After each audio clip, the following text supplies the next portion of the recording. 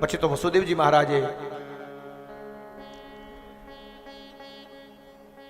પોતાના કુલગુરુ જેનું નામ છે ગર્ગાચાર્યજી મહારાજ, એ ગર્ગાચાર્યને વિનંતી કરી કે આપ ગોકુળની અંદર જાઓ અને મારા દીકરાનું નામ પાડો. જો આગળના જમાનામાં નામ પાડવા માટે ગુરુ આવતા, કોણ જાણે આ ગુરુ વયા ગયા અને ફૈબા ગોઠવાઈ ગયા. હવે તો ફૈબા વયા ગયા, હવે ગૂગલ ગુરુ આવી ગયા. ગૂગલ ફૈબા એમાં પેલા સર્ચ કરતા હોય છે.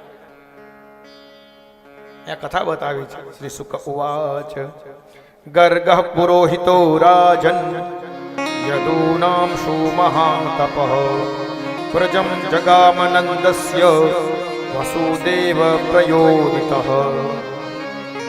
ગર્ગઃ પુરોહિતો રાજન.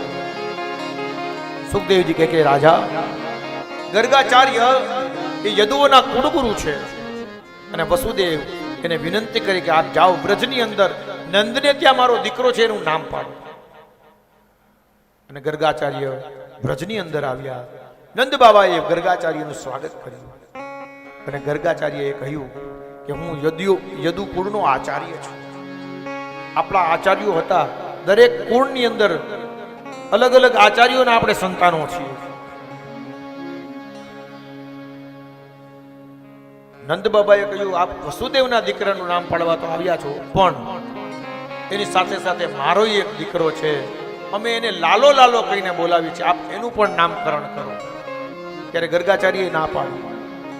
ગર્ગ બોલ્યા છે. ગર્ગ ઉવાચ યદુ નામ અહમ આચાર્ય ખ્યાતશ્ચ ભુવિ સર્વતઃ સુતમ મયા સંસ્કૃતંતે મન્યતે દેવકી સુતમ.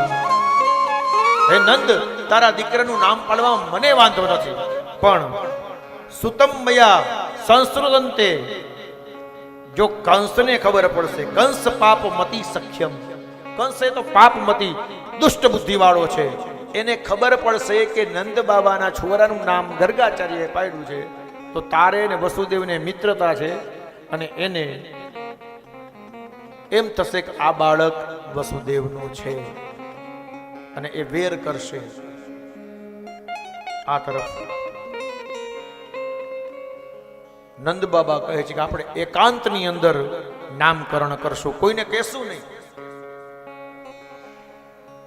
કોઈને વાત નહીં કરીએ. ગૌશાળાની અંદર એકત્ર થયા અને નામકરણનો સમય આવ્યો. ત્યારે ગર્ગાચાર્યએ યશોદાના ખોડાની અંદર જે દીકરો હતો પેલા એનું નામ પાડ્યું છે. આપ જાણો છો યશોદાના ખોડામાં કોણ કયો દીકરો હતો? યશોદા અને રોહિણી જાણવા માંગતા હતા ગર્ગાચાર્ય કેટલા વિદ્વાન છે. ખબર પડે છે કોનો દીકરો કયો છે, એ જાણવા માટે દીકરાને બદલાવી નાખેલા. યશોદાના ખોડાની અંદર રોહિણીનો દીકરો હતો અને રોહિણીના ખોડાની અંદર યશોદાનો દીકરો હતો. પણ ગર્ગાચાર્યએ જ્યારે દ્રષ્ટિ કરી તરત સમજી ગયા અને ગર્ગ બોલ્યા અયમ હિ રોહિણી પુત્ર રમયન સુહૃદો ગુણે આખ્યાસ્તે રામ ઇતિ બલાધિક્યાત બલમ વિદો.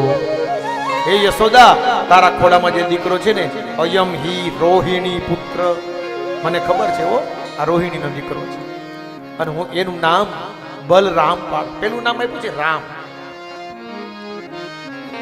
નામ આપ્યું છે રામ ઇતિ, પણ જાજુ બળ હશે ને એટલે લોકો આને બલરામ કહેશે. બોલીએ બલરામજી મહારાજ કી જય. અને પછી ભગવાનની સામે જોયું, ભગવાનની સામે જોઈ અને વિચાર કરે છે હું કેવું ભાગ્યશાળી છું.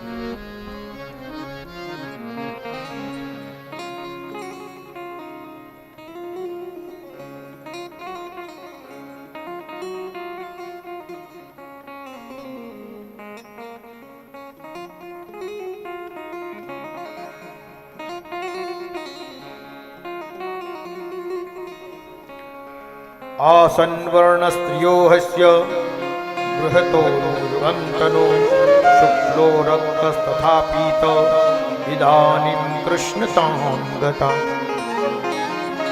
હે નંદ, આનું હું શું નામ પાડું? આ ક્યારેક શુક્લ એટલે એકદમ શ્વેત વર્ણની અંદર આવે છે.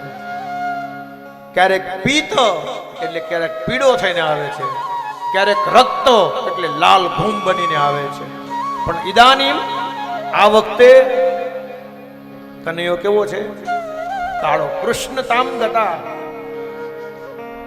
કૃષ્ણનો અર્થ થાય છે આકર્ષય ઇતિ, જે બધાનું આકર્ષણ કરે એને કૃષ્ણ કહેવાય. એટલે ગર્ગાચાર્ય કહ્યું કે આના રંગ ઉપર એનું નામ પાડવું છે. ગર્ગાચાર્યએ ભગવાનનું નામ પાડ્યું છે કૃષ્ણ. બોલીએ કૃષ્ણચંદ્ર ભગવાન. ભગવાનનું એક નામ નથી, ભગવાનના અનેક નામ છે. બહુની સંતિ નામાની રૂપાની ચ સુતસ્ય તે. હે નંદ બાબા, આનું એક નામ નહીં, બહુની સંતિ, અનેક નામ છે. હરિ તારા નામ છે હજાર, કયા નામ લખવી હરિ તારા નામ છે હજાર, કયા નામ લખવી કંકોતરી. ભગવાનના 1000 નામ છે. નામકરણ કર્યું છે.